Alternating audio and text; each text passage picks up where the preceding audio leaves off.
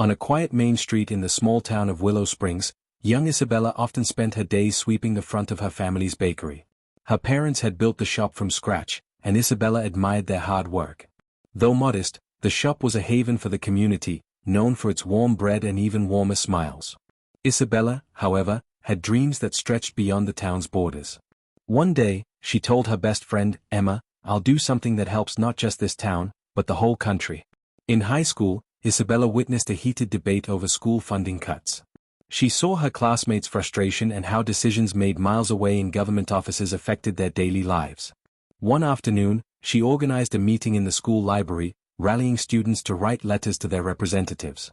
The movement gained traction, and soon the local newspaper featured Isabella under the headline, "Teen Mobilizes Change for Education." It was the first time Isabella felt the power of her voice. Encouraged by her small success, Isabella pursued a degree in political science. Despite financial struggles, she worked multiple part-time jobs to fund her education. "Remember," her father told her during a particularly hard time, "the strength to lead comes from understanding the struggles of others." These words stayed with Isabella, shaping her desire not for power, but for service. By graduation, she had a plan: to return to Willow Springs and run for local office. Running for city council at 26 was no easy feat. Isabella faced skepticism. Some thought she was too young, and others doubted a woman could lead effectively. Undeterred, she went door to door, meeting residents, listening to their concerns, and sharing her vision. Her campaign slogan, "Your voice, our future," resonated with the town. Against all odds, Isabella won the election, becoming the youngest council member in Willow Springs history. As a councilwoman, Isabella tackled issues like affordable housing and small business support. She held monthly town hall meetings, often standing long hours to ensure everyone's voice was heard. Her transparent and empathetic approach earned her respect, and she soon became a symbol of hope for the town's residents. "Leaders aren't born," said an elderly woman at one meeting, "they're made through actions like yours."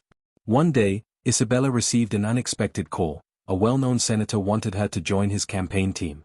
While hesitant to leave her community, Isabella recognized the opportunity to effect change on a larger scale. Reluctantly, she bid farewell to Willow Springs. "Don't forget us," Emma told her, "and we won't forget you." With that, Isabella embarked on a new chapter.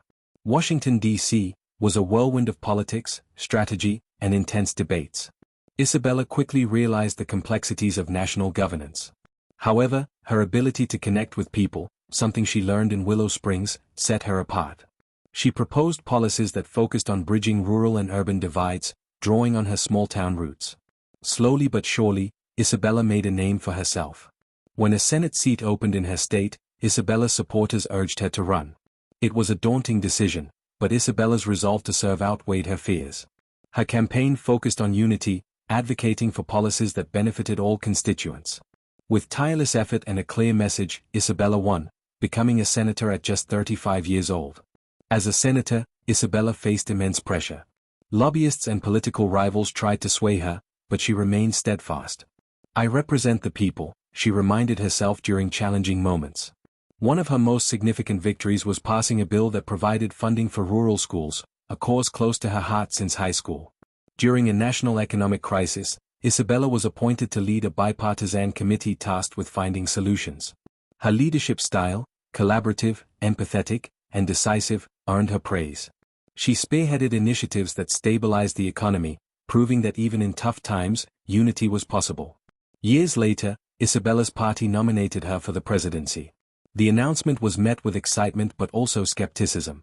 Critics questioned whether a woman from a small town could handle the role.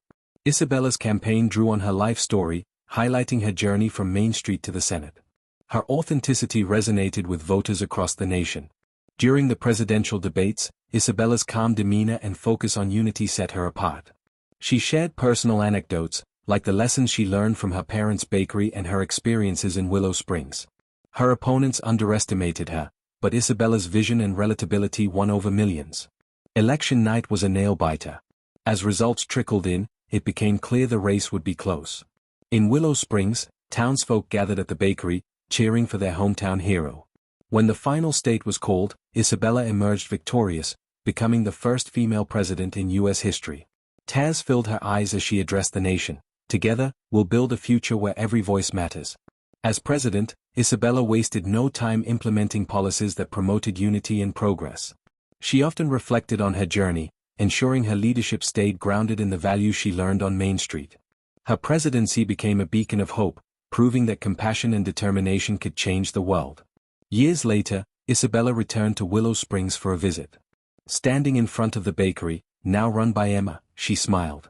"Never forget where you come from," she told a group of children gathered around her.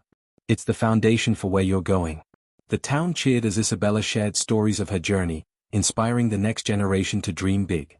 Moral of the story: great leaders are not defined by their origins but by their ability to serve others with humility, resilience, and a steadfast belief in the power of unity.